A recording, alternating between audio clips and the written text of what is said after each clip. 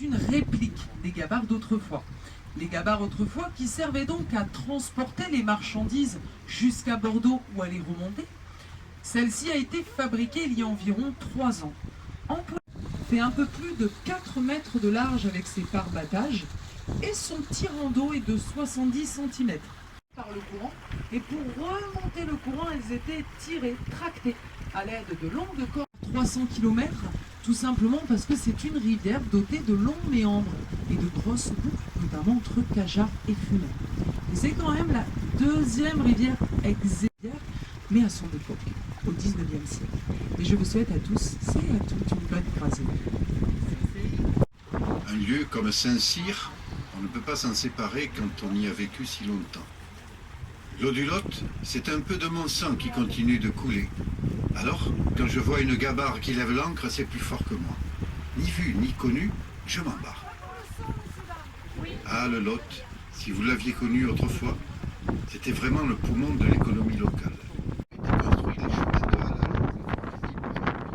pour faciliter le transportage jusqu'à 20 km par jour.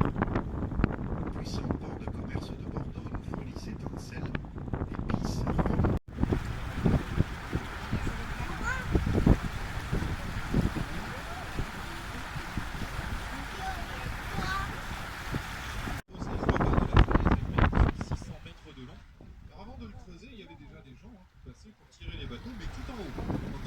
Et 60 mètres au-dessus du vide. Alors souvent, on en a qui nous disent oui, pas possible, il passait de l'autre côté, sur l'autre rive.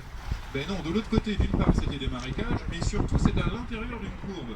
Et dans une rivière, à l'intérieur d'une courbe, c'est là où se déposent les alluvions. Il n'y a pas de fond là-bas. Donc il passait bien là-haut, tout en haut. Comme c'était une des variantes des chemins de Saint-Jacques-de-Compostelle, mais plus que tout, cela reste un ouvrage fluvial unique au monde, dans un cadre somptueux.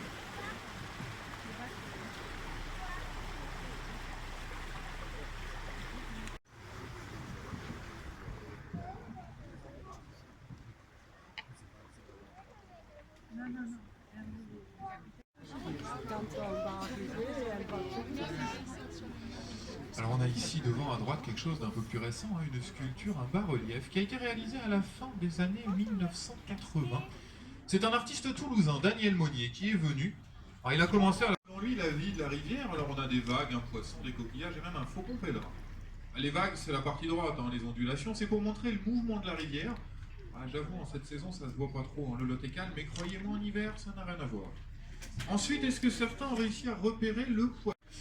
Allez, la prochaine étape, c'est l'écluse. Elle est ouverte face à nous, alors on y va. Ici, il y a une double consigne de sécurité. On va vous demander de rester assis pour la bonne visibilité du capitaine. Et ensuite, de tout rentrer dans le bateau. Les bras.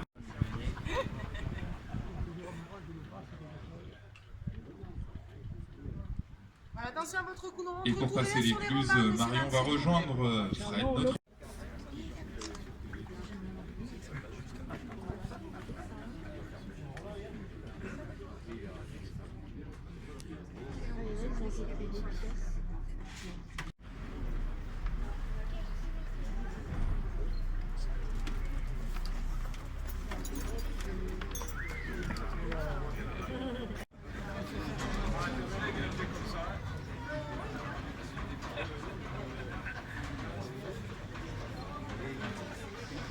Alors nous voici désormais dans le sas de les unes sur les autres pour les enlever au fur et à mesure. Les portes et les dentelles sont arrivées à la Renaissance.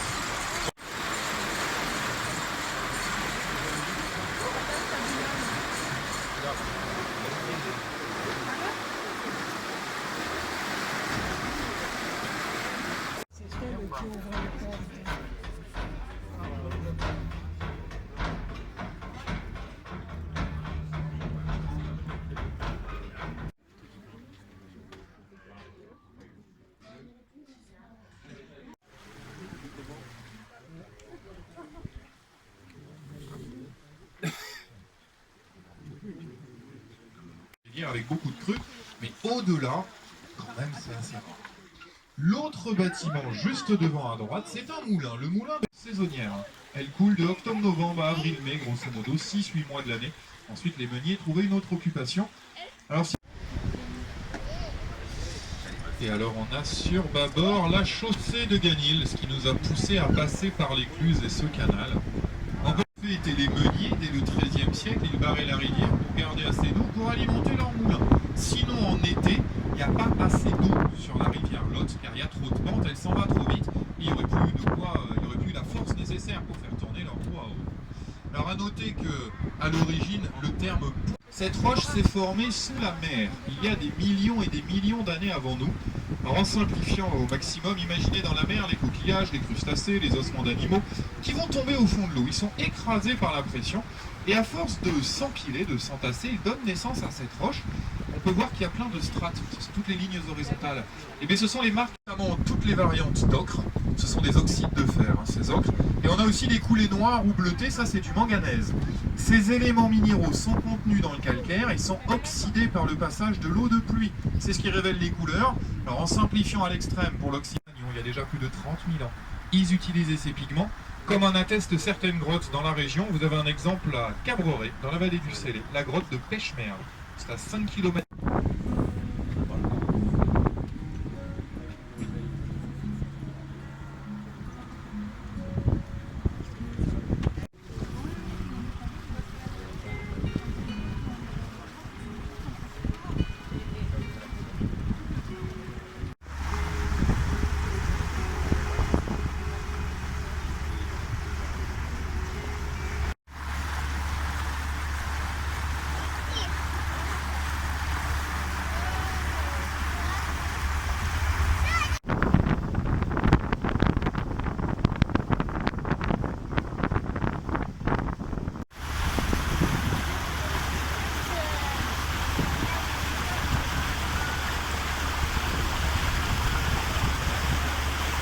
Serait le nom d'un martyr d'Asie mineure dont les reliques auraient été ramenées ici au IXe siècle.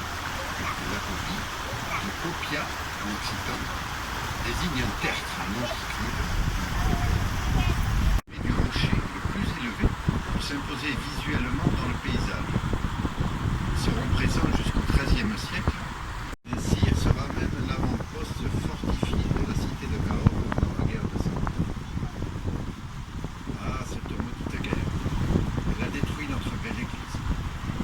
L'évêque de Cahors profitera de l'absence des seigneurs de Saint-Cyr qui se sont rapprochés de la course et des faveurs du roi de France pour construire cette grande église qui domine les ruines de l'Argentine.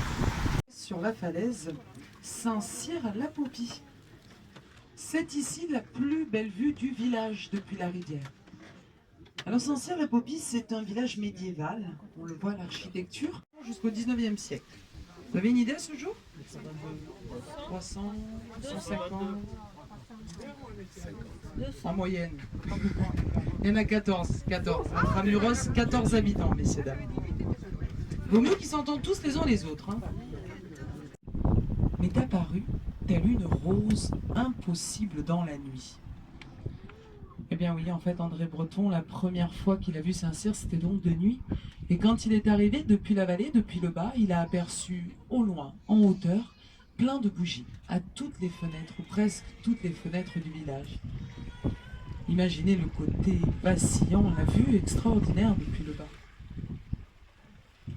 Il a ensuite acheté...